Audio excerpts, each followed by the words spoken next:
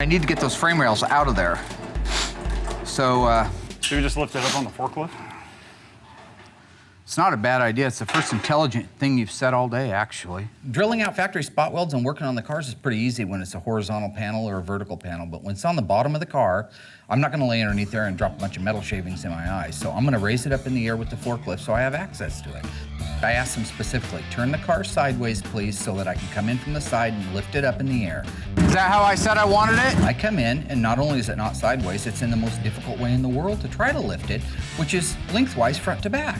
I didn't have it quite the way he wanted it when he came into the room with the forklift, because we try to filter out what is not important and listen to what may be important, because he says so much. There you go.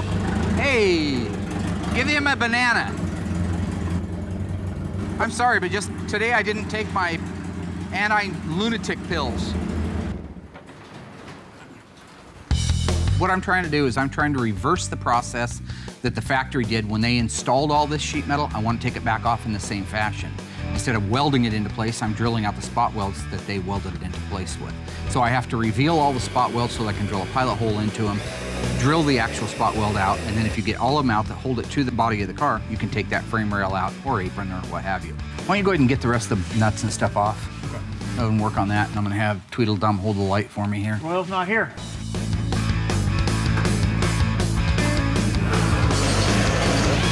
There's just a lot of spot welds. Everything holds it all into place. It's just a lot of work, monotonous work. Nobody wants to do that kind of work.